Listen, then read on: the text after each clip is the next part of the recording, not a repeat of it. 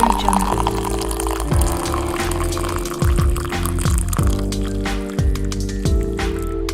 to Coffee Talk. I am your host, MISHUMA SABA, M.Saba, and this is our Cultural Variety Podcast. Stay tuned.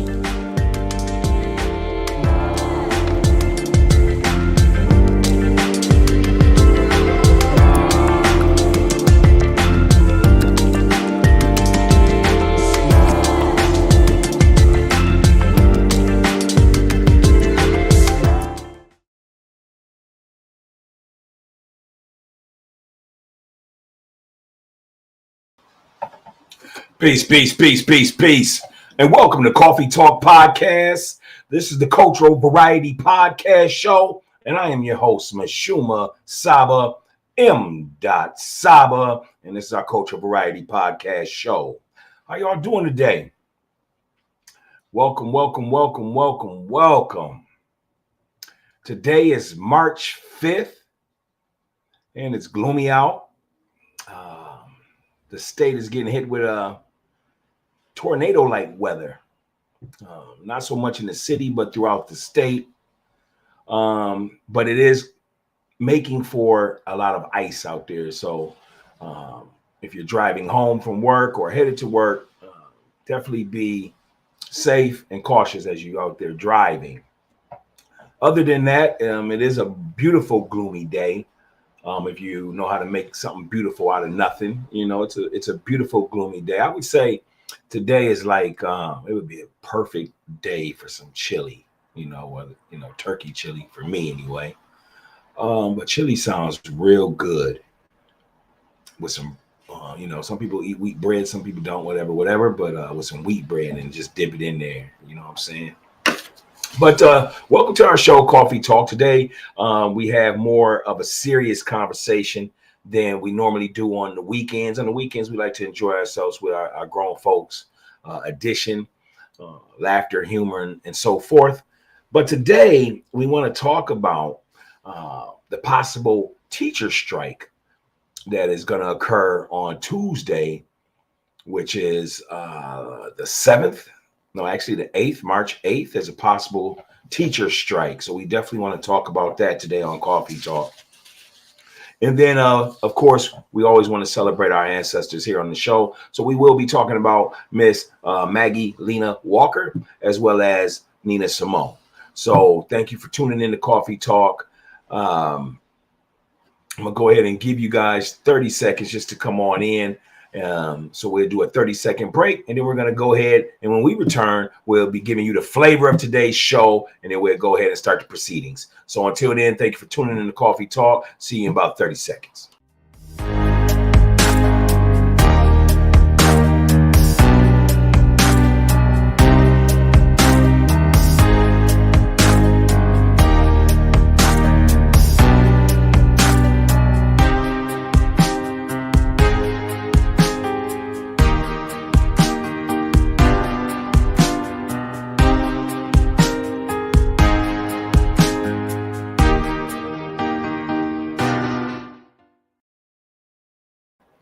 All right, welcome back. Thank you for tuning into the show, Coffee Talk Podcast, the Cultural Variety Podcast Show. And I am your host, MISHUMA SABA, M.Saba, and this is our Cultural Variety Podcast Show. So let's go ahead and talk about it. Before we jump into today's show, again, if this is your first time tuning into the Coffee Talk Podcast, we never start our show without giving it flavor and also wise words. So today's flavor is this. The flavor is white chocolate strawberry coffee. White chocolate strawberry coffee. The flavor of fresh strawberries dipped in rich, creamy white chocolate. It has a good coffee flavor with a nice strawberry finish. So on a day like this, when it's a little gloomy out, a little icy out, and you just want to hurry up and get home, kick your shoe off, kick your feet up, let your hair down, ladies, or a gentleman pour you a coffee, a cappuccino, a beer, a smoothie, some juice, water, or wine. Just, enjoy yourself. So again, this is today's flavor is white chocolate strawberry coffee. the flavor of fresh strawberries dipped in a rich, creamy white chocolate. It has good coffee flavor with a nice strawberry finish. So that's our flavor today for Coffee Talk flavor. And then today's wise words for today is work. Work. Why did I select work? Because it is a gloomy day, but days like this, you can get a lot done, not at someone else's job that you may work at, but for yourself, you know, especially if you want to work on self, especially if you are working on business ideas, business strategies, or whatever that work may look like to you. Today's words of wisdom is work. You know, let's get it in before we go and do what you do on a Saturday night. You know what I'm saying? So go ahead and finish out strong. And that's just the wise words from here from Coffee Talk. All right, so let's go ahead and dive right on in, talking about the teachers' possible strike for March 8th in the Twin Cities. And here we go. There's a possible teacher strike for Minneapolis and St. Paul with demands for better compensation and more support for students. Teachers in both St. Paul and Minneapolis are heading towards a strike. Unions in both public school districts filed the intents to strike on February 23rd. Filed their intents to strike on February 23rd. And unless they reach agreements with the districts, they plan to begin striking on March 8th. It means possible strikes by more than 8,000 educators in Minneapolis and St. Paul could begin as soon as the March 8th deadline. The strikes could affect 62,000 public school students in 2 districts in St. Paul. Minneapolis and St. Paul, Minnesota, the second largest school district. Union leaders are asking for limits on class size, as well as better mental health support and wage increases. So again, these teachers are asking for a limited size classroom, better mental health support, and wage increase. So we're definitely going to get back on that, and we're going to talk about that as I finish our script here about the strike. Educators also pointed out turnover and retention issues Wednesday. Minneapolis union leaders say they lost 645 teachers year and a half for a number of reasons. Minneapolis has to weigh the impact of a strike now against the impact of students and families in the future if we spend money we don't have, Minneapolis Public Schools Superintendent Ed Graff said. It's clear what educators want is not lining up with what districts say they can spend. Educators in both cities want more student mental health support, smaller class sizes, and higher wages. They deserve that, y'all. We'll talk about that in a moment. But superintendents say that's clashing with declining enrollment and limited budgets. If there's no agreement by March 7th, it will be the first Minneapolis educator strike in more than 50 years. The superintendents in both districts say they want to see improvements too, but they don't see a way to pay for them. Our educators deserve everything they're asking for in a new contract, St. Paul Public Schools Superintendent Joe Gothard said. At the same time, we have fewer students, fewer resources, and less money to meet the needs. So here at Coffee Talk, I wanted to do a little bit of digging based on that. And I wanted to look up teacher salaries in the Twin Cities. So here's what I came up with. How much does a public school teacher make in St. Paul, Minnesota? The average public school teacher salary in St. Paul, Minnesota is $64,741 as of February 25th, 2022. But the range typically falls between $56,514 and $74,756. Salary ranges can vary widely depending on many important factors, including education, certifications, additional skills, and a number of years you have spent in the teacher profession. The median for most teachers or for 50% of most teachers, the median is $64,741. Money comes from the Federal Educational Department of the government. Okay. And when that money comes into our districts, those that fight for that money tend to celebrate the accomplishments of saying they assisted with getting the funding. But fortunately, after they don't monitor where the money goes or how it is distributed, they take on, false pride and the resentment to urban schools. You know what I'm saying? The public school teacher gains exposure to some of the most complex tasks within the job function and occasionally directed in several aspects of their work. To be a public school teacher typically requires 2 to 4 years of a related experience. All right, so let's go ahead and dig in. I want to give you my thoughts on this possible strike that's going to be on March 8th. As I was thinking about the show today and the topic, I'm just going to point out a few little things. I remember when the George Floyd incident was going on. I remember when the Philando Castillo situation was going on and many people before them. And I remember all the promises of this money being given to our schools. Let's just say urban schools, you know what I'm saying? Just for, keepsake. And the money comes in to these districts. But because there's so many classifications of where the money should go to this group, that group, blah, blah, blah, it never really reaches our students. However, I want to point out some things because I like to look at things from 2 lenses. All right. So let me just go grab this for a minute.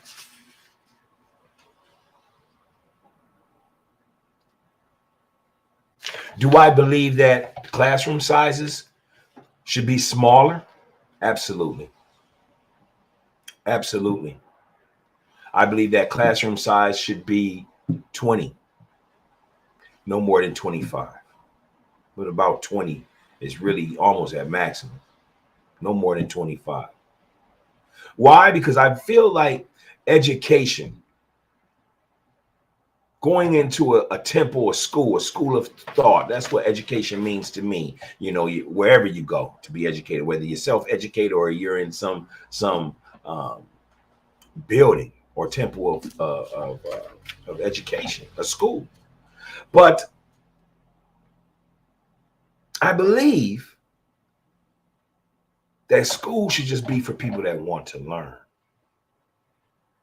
I believe that's where it's headed. Why do I believe that? Because today teachers, they're not making a lot of money. All right? They're really not. And your expectations of what you want out of teachers is not realistic if, 1, the classroom sizes are too big. 2, you got knuckleheads in the classroom that either A, is not engaged. And let me say this. When I say they're not engaged, that could be for a variety of reasons. It could be that the teacher has a monotone voice. They don't know how to capture the audience. They sound boring. They make people fall asleep, whatever. Even the curriculum could be bad, right? But then in other cases, there's just some people that are just not engaged for whatever reason. I believe that school classrooms should be smaller. Yes, I do. They should fit those that want to learn. Okay. Now, I'm not attacking nobody. Again, I'm going to look at it from both lenses based off of what we just read. Mental health support. Absolutely. Absolutely. The schools need more funding. And they have it. It's just the wrong people who got their hands in the cookie jar. But they need more funding for mental support. Absolutely. And some of that funding needs to go into people of color. Now, when we say that, I'm not saying that you need money to have the program. No, but we also need money to get those people that are social workers, that are mentors into the schools.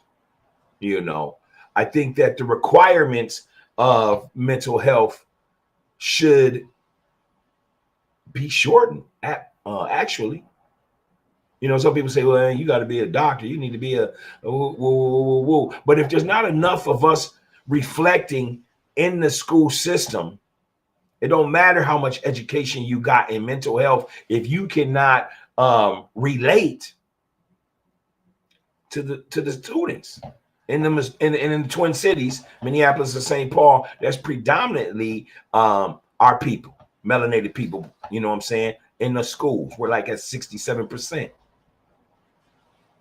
Okay.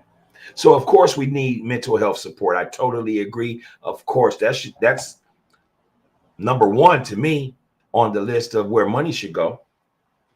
And then classroom size, of course. Higher wages. Let's go to what they were making again. So St. Paul school teachers, the teachers in St. Paul, I'm going to read this again. The average public school teacher salary in St. Paul, Minnesota is $64,741 as of February 25th, 2022.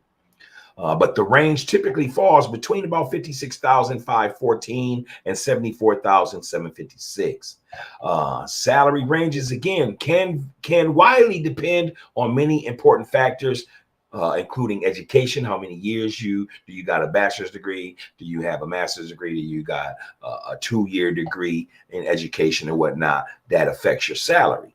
Your certifications, your skills, and also your years that you've been teaching. Now, from another lens, let's look at it like this. So these teachers are not making no money. $56,000 a year is not no money. Okay, to be putting up with kids that want to come in there. And I'm going to talk about this first because, again, this is coffee talk and we talking to us. And in this situation, we got to hold ourselves accountable.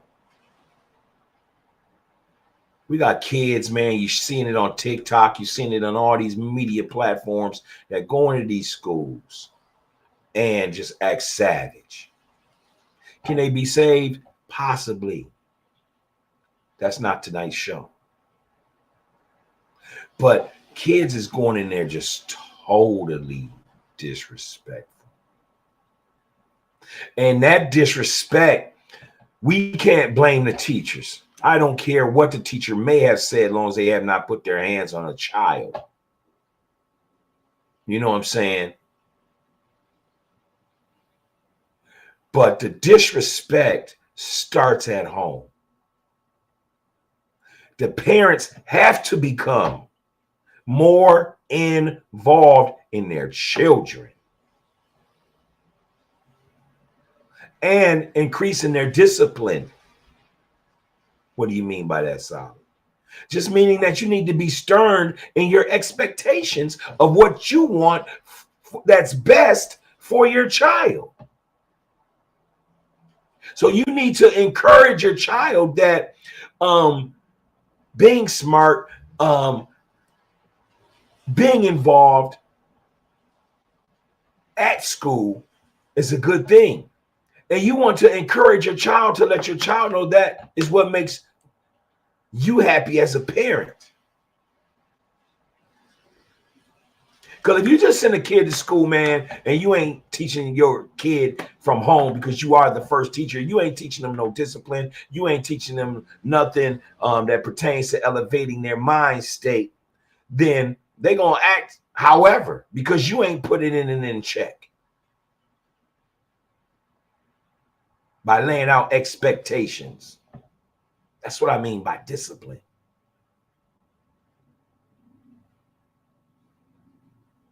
But I get it. These teachers are not making a lot of money. They got families of their own. They don't want to have to put up with a district that does not support them. I get it. So that's why they're going on strike. But you know how it is. Superintendents are paid to say that same line. Oh, man, well, we just don't have the money. Well, where is all the money going? Let's look at our budget as where we are putting money at. And not be so sensitive about taking money from certain areas to help certain areas. That's just a part of my thoughts on it. Another part is this. This is the year 2022.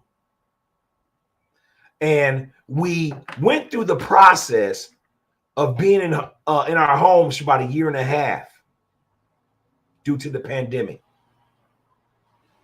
Our kids were online students. Okay. So at that point, being an online student, either you was going to have the will and your parents was going to push you in the means of wanting to get work done, wanting to stay focused, wanting to stay organized and stay on path, even though the adversity was happening. Right? It shows me that the schools are just outdated. They haven't changed the curriculum in pretty much ever. Okay, let's take that back. What we lack in the schools is home economics and trades.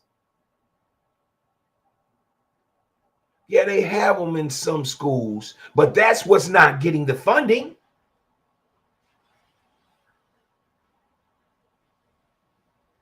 Kids are graduating right now.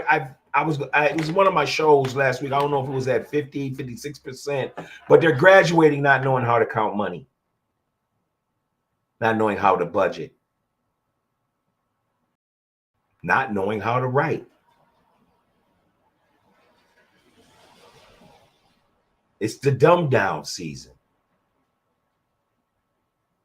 And so to me, the reason why I'm mentioning that is because I believe that the schools are outdated. And when I mention that, well, you know, online showed us this, I believe that we need to just figure out what we need to learn and what we want to learn.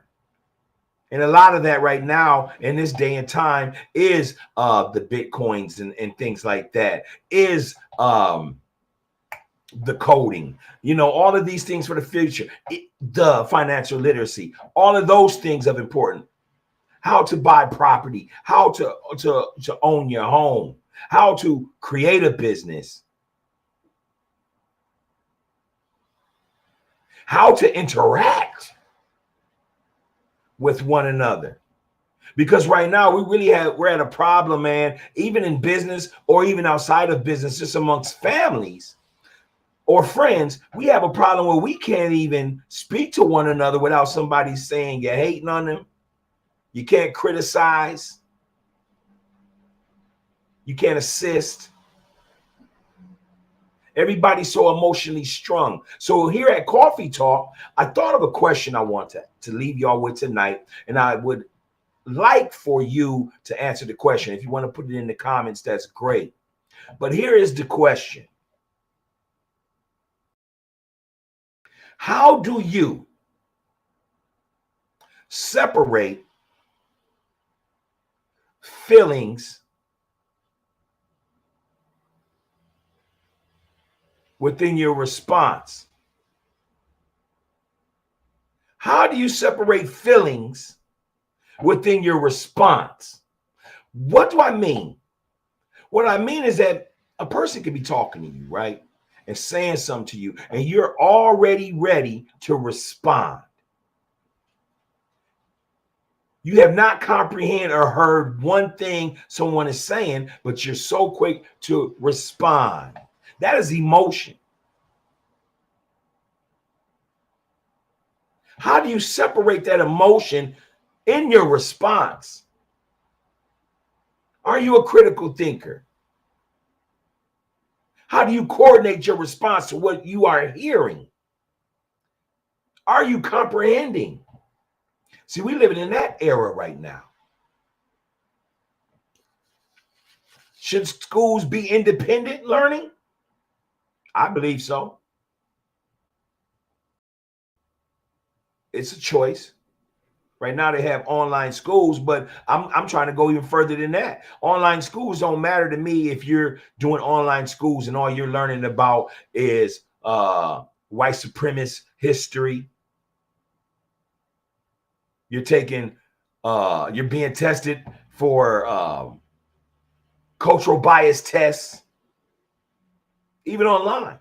And one thing we learned about those that are online students is to get you to go back to school, they bombard you with so much online work that children say, you know what, man, I tried this online thing, but I'd rather go back to the classroom. At least I can knock out some stuff while I'm right in class. I get it. I understand.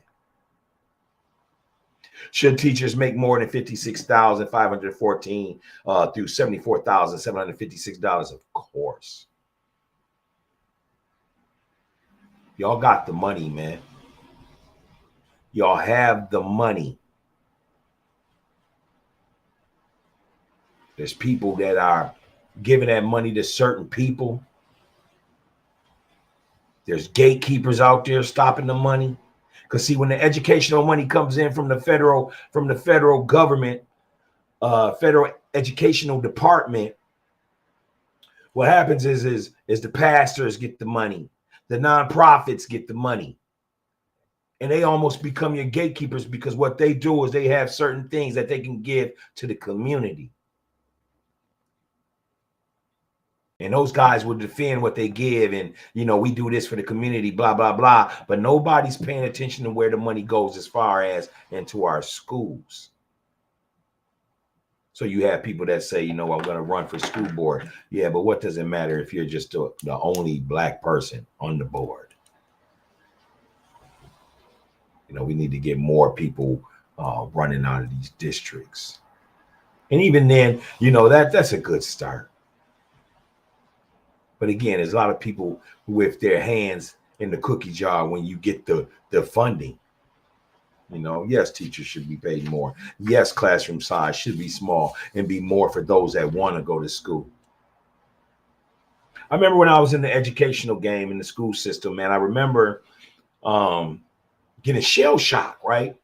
Because we used to have students show up just to eat breakfast or lunch and bounce. They wouldn't go to class or nothing. They wouldn't even stay on campus. They would just leave. And it was really crazy to me. It was culture shock to me because I'd never seen it. You know, I'm like, wait a minute. They ain't going to go to class? No, they just came to eat and they out running the streets. I also feel this because we need to protect our teachers. I feel that there needs to be maybe a one-time or close to zero tolerance on behavior. What do you mean? Not just verbal behavior. I mean, we can get through that, you know what I'm saying? But physical behavior. Teach students beating up kids. Once you get into a physical fight, altercation, man, and depending on what the cause of it was. But if you are the aggressor, and this is supposed to be a school of thought. This is supposed to be where you could go get educated. Then you need to be removed from the school. We don't need to have kids coming into our schools, bullying our kids, bringing all that savagery bullshit. And no, we're not going to hold your hand and be like, but man, we got to work with the students. No, we got to start working with the kids that want to excel. That's our generation. Now, those kids that are failing or causing problems in the school, that is why we need the funding for the mental health. So we can find out what's really going on at home with the parents. That environment, that is what's affecting the student. Or perhaps maybe the kid just got his mind up. He don't want to go to school. Okay. And can't nobody knock you for that. But don't come into a school of thought, a school of institution, educational institution, and be bringing that savage attitude, lifestyle, always fighting, never really giving a fuck about learning, just wanting to be a bully, just wanting to eat, and just be feeling like you're entitled. The teachers deserve more money. The teachers deserve more funding for mental health support. Absolutely. So there's some questions. And it's 62,000 students, man. It's going to be 62,000 students that's going to be affected on Tuesday if the schools go on strike. If the teachers go on strike, they have a right to. They're underpaid. They're dealing with the pandemic. But you know what? Maybe the federal government don't really care about inner city schools. They never have before. And that's why I'm saying that it looks like the way it's being catered, especially with artificial intelligence coming in, it's really seeming like the whole structure of education is going to become self-learned. You have applications like iExcel. You got all of these different Rosetta Stone. You got all, and I'm just naming these as an example, but you have all of these different applications that can assist your elevation in learning. You don't necessarily have to go sit at a school no more. And nowadays, they already took so much away from y'all. I mean, I don't even think there was a prom in the last 2 years, were there? No assemblies.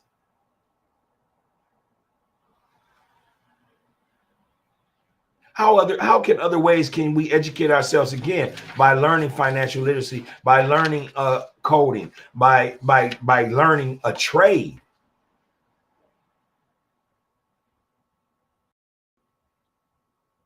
By learning a trade that will help you continue to make money and to take care of your families. I wrote down 4 or 5 things that I want to ask you, and you can go ahead and leave a comment. What is your thoughts on classroom size? What is your thoughts on the classrooms in general? What is your thoughts on the disrespect in pay and dealing with badass kids? I can hear somebody now saying, oh, them kids ain't bad. They just need this, and the third. Yeah, but if that kid don't want it, then we just talking about it. You can lead the person to water. You can't help them drink it. He's a badass kid. He's a badass kid. We ain't about to play no excuses. Get his ass up out of here. He fucking it up for the people that want to learn. We don't need destructive behavior. So am I all for smaller classroom sizes? Yes. Am I all for mental health support funding? Yes. Am I all for teachers getting paid more? Absolutely. What do you mean a teacher is making $56,000, but I can go over here to Burger King and make $18? Target. I just saw an article in Target's getting ready to start paying $24 an hour. Why would I want to teach if I was a teacher that had to deal with badass kids? Or let's not just blame the kids. What if I was a teacher that had to teach and go through all that, dealing with families, parents, the school district, the whole nine, and I can go make that money doing something else and not have to deal with that bullshit? Now, I do apologize for my verbiage as I say a few cuss words here. I apologize, but again, this is Coffee Talk Podcast. We're talking our talk directly to us. Some people say, oh, you can have did it in my family. Well, it don't matter. The message is what matters. What's your thoughts? What's your thoughts that 50% of our teachers' median is $64,741? It's not no money. If you're single with no children, okay, it's a start.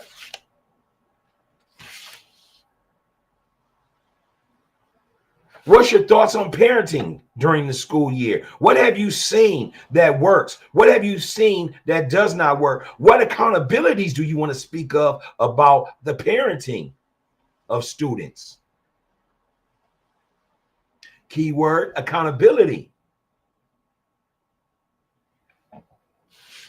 That's just my segment right there on the possible school strike that is going to be March 8th, which is, I believe, Tuesday.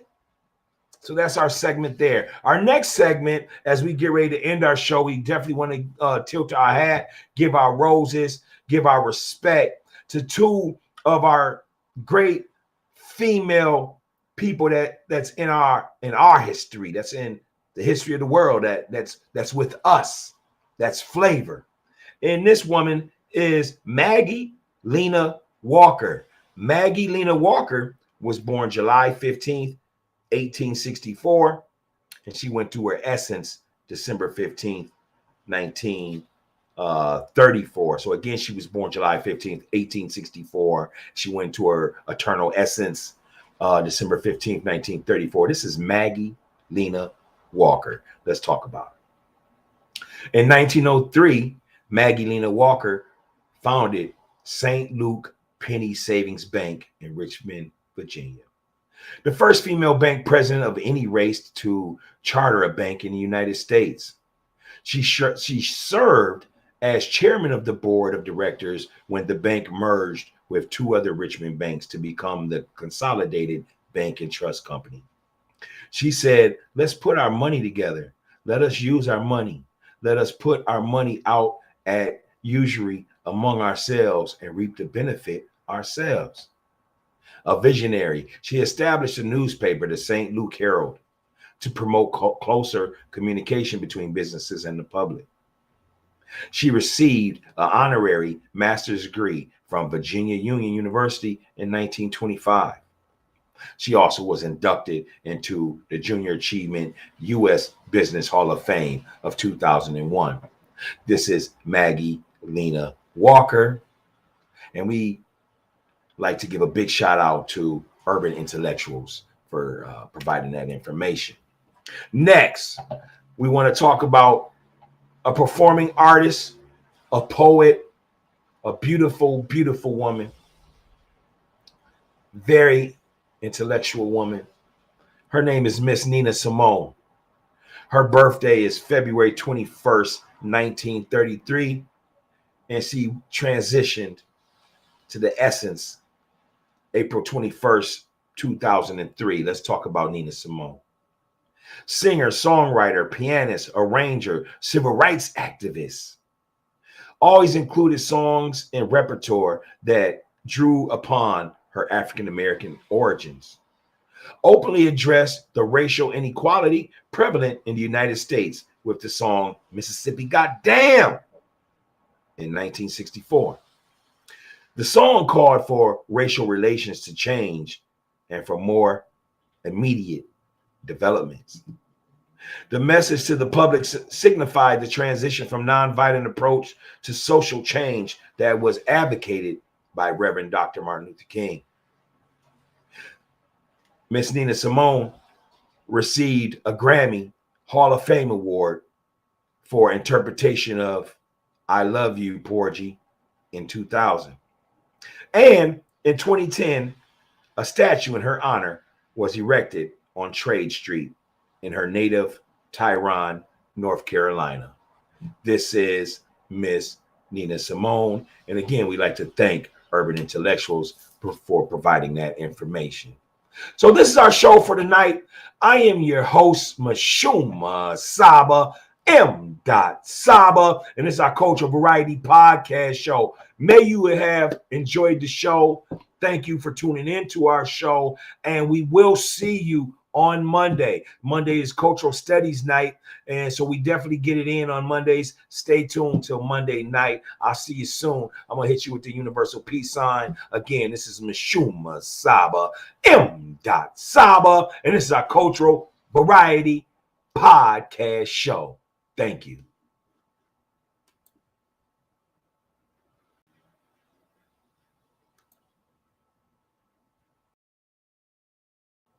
I'm trying to end it. There we go.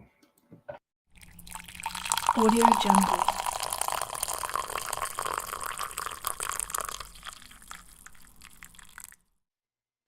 Welcome to Coffee Talk. I am your host, MISHUMA Saba, M. Saba, and this is our Cultural Variety Podcast. Stay tuned.